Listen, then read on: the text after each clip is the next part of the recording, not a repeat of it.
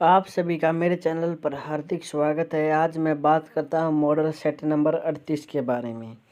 मैंने आपको पिछली वीडियो में करवाया था मॉडल सेट नंबर 37 और आज करवा रहा हूं मॉडल सेट नंबर 38। इस मॉडल सेट नंबर 38 के अंदर फिजिक्स के महत्वपूर्ण प्रश्न है जो किसी न किसी एग्जाम्स में रिपीट हुए हैं या किसी न किसी एग्जाम्स में आएंगे। आप मेरे चैनल पर नए हो तो चैनल को सब्सक्राइब कीजिए, वीडियो को शेयर कीजिए ताकि आने वाला नोटिफिकेशन आप सबसे पहले प्राप्त कर सकें। मैं ऐसे ही मॉडल सेटों के द्वारा आपको सब यानी 3 सब्जेक्टों के फिजिक्स, केमिस्ट्री और बायो के जितने महत्वपूर्ण प्रश्न हैं वो मैं करवा दूंगा मॉडल सेट द्वारा। तो आप चैनल को सब्सक्राइब जरूर करें। तो शुरू करता हूँ। हमारा पहला प्रश्न देखिए, मॉडल सेट नंबर 38 का पहला प्रश्न। तेज हवा वाली रात, तेज हवा वाली रात में ओस नहीं बनती क्यों? ये बताना भाई। जो तेज हवा वाली रात होती है उस रात को ओस नहीं होती। ओस क्या होती है भाई? विंटर के समय ना ठंडी ठंडी ओस पड़ती है। तो ये बताना वो क्यों नहीं पड़ती। क्यों नहीं पड़ती भाई? वाष्पीकरण की दर तेज हो जाती है। जो वाष्पीकरण की दर होती है ना भाई वो तेज हो जाती है। जैसे हमारा एटमॉस्फेयर है, ये एटमॉस्फेयर है ना, एटमॉस्फेयर के अंदर आपको पता है एयर भी होती है। जो भी ओस होती है मतलब वो ठंडक आती है ना, ठंडक आती है तो वो भाई एटमॉस्फेयर के अंदर ही रह जाती है। जो वाष्पीकरण की दर होती है ना वो तेज हो जाती है तो हवा के अंदर ही जो ओस है वो मिक्स हो जाती है और वो इसलिए वो धरती पर नहीं आ पाती। वो एटमॉस्फेयर के अंदर ही यानी वातावरण के अंदर ही रह जाती है। तो भाई वाष्पीकरण की दर तेज होने से ओस नहीं पड़ती तेज हवा वाली रात को। अगला प्रश्न देखिए भाई। जब दो व्यक्ति आपस में बात करते हैं, जब दो व्यक्ति आपस में बात करते हैं यानी दो लोग या दो व्यक्ति आपस में बात करते हैं तो लगभग कितने डेसिबल की ध्वनि उत्पन्न होती है? कितनी होती है भाई? 30। और ये डेसिबल है भाई, ये भाई यूनिट है, साउंड के पीछे लगती है यानी कितने डेसिबल की आवाज़ वो उत्पन्न कर रहा है, ये यूनिट है भाई। और कितनी डेसिबल की आवाज़ उत्पन्न होती है भाई? ये होती है 30। ये आप ध्यान रखना कितने की होती है? 30 की। अगला प्रश्न देखिए भाई। मनुष्यों के लिए शोर की सहज सीमा लगभग होती है। ये बताना भाई। जो कभी ना कभी आपने लड़ाई देखी हो, लड़ाई होती है तो अधिक से अधिक शोर होता है। ये बताना है हम कितनी शोर सीमा लगभग होती है, यानी जब कोई दो दलों के बीच में लड़ाई होती है तो कितनी ध्वनि उत्पन्न होती है, शोर सीमा। ये बताना भाई। ये होती है 85 डेसिबल।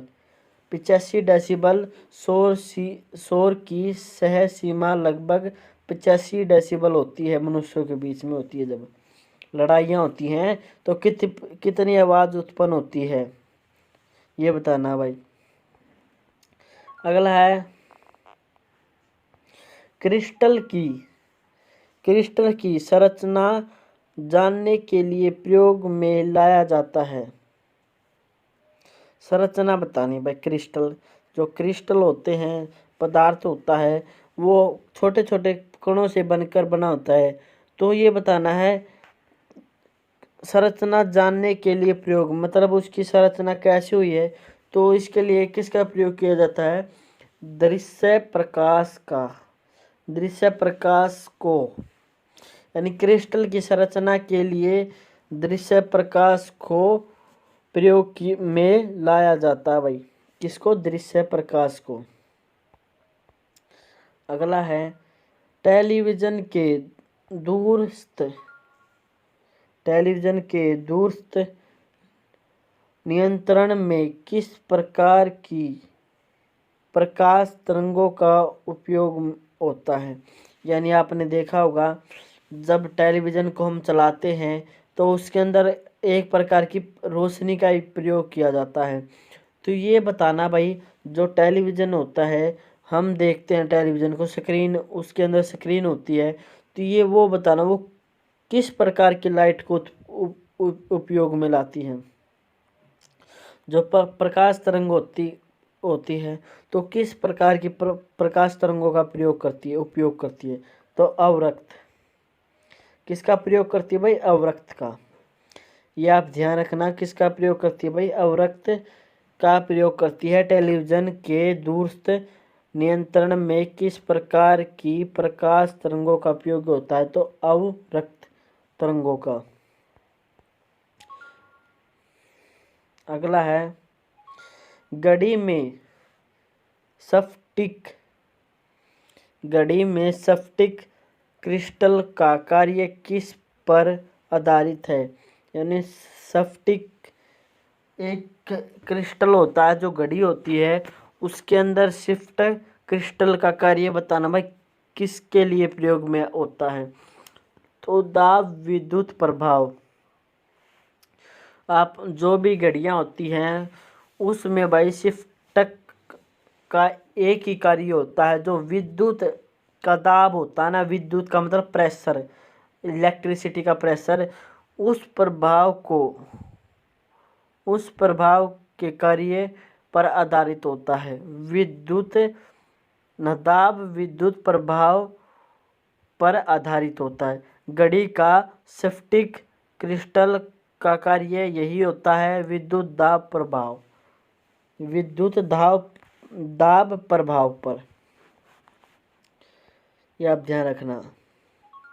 अगला है, एक सूखी मतलब ड्राई, सूखी यानी ड्राई, उसमें नमी ही नहीं है भाई, ड्राई यानी खाली। और सेल, आपने देखा होगा हम बैटरियों में इस्तेमाल करते हैं, वो सेल बताना है। एक सूखी सेल में कौन सी ऊर्जा पाई जाती है? यानी हम घड़ियों में सेल डालते हैं, ड्राई सेल डालते हैं, तो ये बताना भाई उनमें किस प्रकार की ऊर्जा पाई जाती, किस प्रकार की ऊर्जा होती है उनके अंदर होती है भाई रासायनिक ऊर्जा। कौन सी ऊर्जा पाई जाती है? रासायनिक ऊर्जा यानी केमिकल एनर्जी।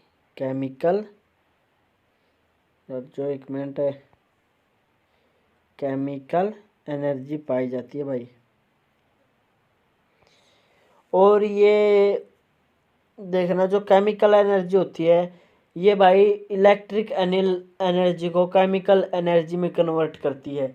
ये ड्राई सेल होती है ना, एक एनर्जी को दूसरी एनर्जी में बदलते हैं। और भाई जो रासायनिक एनर्जी होती है उसे वर्क एनर्जी में बदल देते हैं, ये आप ध्यान रखना। अगला प्रश्न देखिए, अगला प्रश्न क्या है हमारा? एक कार बैटरी में प्रयुक्त विद्युत अपघटय होता है। जो एक कार बैटरी होती है, ये बताना है उसके अंदर विद्युत अपघटय क्या होता है। जितनी भी बैटरियां होती है, जो घरों में इन्वर्टर की बैटरियां होती है या व्हीकल में जितनी भी बैटरियां होती है, उसमें अपघटय विद्युत क्या होता है? तो भाई उसमें होता है सल्फ्यूरिक अम्ल। क्या होता है? सल्फ्यूरिक अम्ल। सल्फ्यूरिक अम्ल एक प्रकार का एसिड होता है भाई, स्ट्रॉन्ग एसिड होता है, जो भाई बैटरियों के अंदर प्रयोग किया जाता है। तो अगला प्रश्न देखिए भाई, अगला प्रश्न क्या हमारा? टंगस्टन की खोज किसने की? टंगस्टन की खोज किसने किया था? टंगस्टन का खोज यानी ये भाई केमिस्ट्री में एलिमेंट है टंगस्टन, ये बताना है इसकी खोज किसने की थी और कब की थी भाई? WR ब्रदर्स ने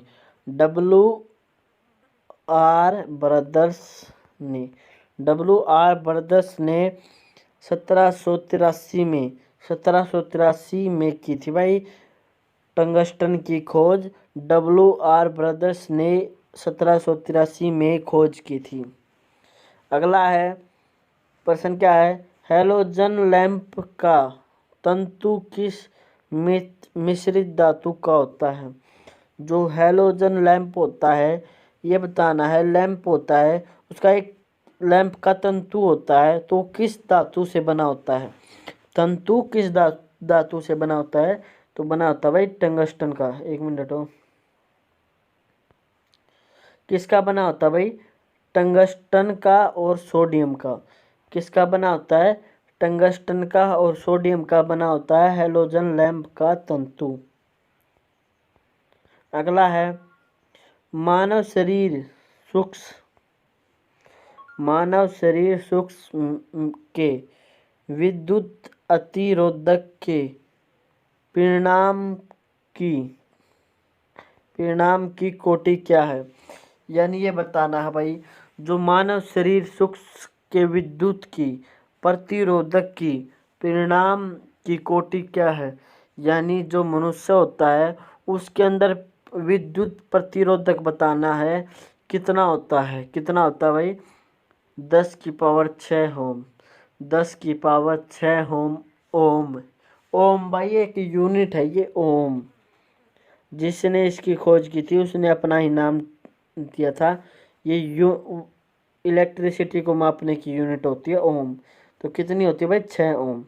मानव शरीर सूक्ष्म के विद्युत प्रतिरोधक के परिणाम की कोटि क्या है? 6 ओम। 10⁶ ओम।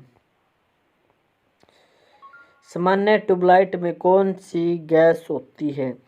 जो सामान्य ट्यूबलाइट होती है उनमें कौन सी गैस पाई जाती है? ये है भाई, ये बताना है। कौन सी होती है भाई? आर्गन के साथ मर्क्यूरिक वेपर। आर्गन के साथ मर्क्यूरी वेपर। और आर्गन होती है भाई, आर्गन 18वें ग्रुप का तीसरा एलिमेंट है और पी ब्लॉक से संबंधित है। 18वें ग्रुप का तीसरा एलिमेंट है, पी ब्लॉक से संबंधित है और गैस है। ये भी बता देता हूँ, पी ब्लॉक से संबंधित है, 18वें ग्रुप का तीसरा एलिमेंट है, गैस है ये। आर्गन के साथ मर्क्यूरी वेपर का प्रयोग किया जाता है भाई। अगला है फ्लोरेसेंट ट्यूब प्रतिदीप्त बल्ब में कौन सी गैस भरी जाती है? यानी ये बताना है, फ्लोरेसेंट ट्यूब होती है उसमें कौन सी गैस भरी जाती है? फ्लोरेसेंट ट्यूब होती है जो रोशनी देती है, तो उनमें कौन सी गैस का प्रयोग किया जाता है? ये बताना भाई। उनमें प्रयोग किया जाता है मर्क्यूरिक ऑक्साइड और नियोन। मर्क्यूरिक ऑक्साइड और नियोन का प्रयोग किया जाता है। किसका प्रयोग किया जाता है? मर्क्यूरिक ऑक्साइड और नियोन। ये भाई गैस है 18वें ग्रुप की, 18वें ग्रुप का है, पी ब्लॉक से संबंधित है और 18वें ग्रुप का कौन सा? ये 5वां एलिमेंट है, नियोन। आप ध्यान रखना। अगला है प्रत्यावर्ती धारा को विशिष्ट धारा में परिवर्तन करने वाली युक्ति को कहते हैं। यानी प्रतिवर्त धारा होती है उसको दृश्य धारा में परिवर्तन करता है तो उसे क्या कहते हैं भाई? रेक्टिफायर। क्या कहते हैं? रेक्टिफायर। मतलब जो प्रत्यावर्त धारा होती है उसको सीधा दृश्य धारा में बदलता है, तो एक फॉर्म से दूसरी फॉर्म में बदलता है, तो उस परिवर्तन को क्या कहते हैं भाई? रेक्टिफायर। क्या कहते हैं? रेक्टिफायर बदलता है, रेक्टिफायर ही बदलता है, ये ध्यान रखना आप। अगला है दृश्य धारा का डायरेक्ट करंट को डीसी यानी डायरेक्ट करंट, ये भी आप ध्यान रखना। ये शॉर्ट फॉर्म है ना, यहाँ पर फुल फॉर्म दे रखी। यानी दृश्य धारा डायरेक्ट करंट को यानी डीसी को प्रत्यावर्ती धारा या अल्टरनेटिंग करंट यानी एसी अल्टरनेटिंग करंट एसी में परिवर्तन करने वाली युक्ति को कहते हैं इन्वर्टर। आपको पता है जो इन्वर्टर होता है हमारा, वो लाइट जाने के बाद जो वो एनर्जी प्रोवाइड करता है, वो डीसी को एसी में बदलता है। डीसी को एसी में बदलता है यानी अल्टरनेटिंग करंट, यानी डायरेक्ट करंट को अल्टरनेटिंग करंट में बदलता है। ये काम करता है इन्वर्टर। अगला है सूर्य में ऊर्जा का स्रोत। जो हमारा सन है, सूर्य है, उससे ऊर्जा निकल रही है, तो ये बताना है उससे ऊर्जा उत्पन्न कैसे हो रही है, उसके अंदर ऊर्जा उत्पन्न कैसे हो रही है जिससे ऊर्जा दे रहा है। तो ये है भाई ऊर्जा का उसका नाभिकीय संलयन। नाभिकीय संलयन यानी एक कण से अनेक कण बनते जाते हैं। इससे सूर्य अपनी ऊर्जा को बढ़ाता है, यानी ऊर्जा का स्रोत ये है नाभिकीय संलयन। सूर्य में ऊर्जा का स्रोत नाभिकीय संलयन है भाई। तो भाई ये कुछ इस वीडियो के इम्पोर्टेंट प्रश्न थे जो मैंने आपको करवा दिए हैं। हमारा मॉडल सेट नंबर 38 पूरा हो चुका है, जिसके अंदर फिजिक्स के महत्वपूर्ण प्रश्न थे। आप मेरे चैनल पर नए हो तो चैनल को सब्सक्राइब कीजिए, वीडियो को शेयर कीजिए ताकि आने वाला नोटिफिकेशन आप सबसे पहले प्राप्त कर सकें। वीडियो को शेयर जरूर करें ताकि जो भी बच्चा किसी न किसी एग्जाम्स की तैयारी कर रहा है, कोई भी लगा लो सरकारी प्राइवेट, तो उनमें टेस्ट होते हैं ना, तो उनमें ये प्रश्न रिपीट पक्का होंगे। फिजिक्स, केमिस्ट्री और बायो यानी इन तीनों सब्जेक्टों के जितने महत्वपूर्ण प्रश्न बनते हैं मैं आपको इस चैनल पर डालता रहूँगा, आप देखते रहना। तो वीडियो को लाइक, शेयर, चैनल को सब्सक्राइब। Thanks for watching.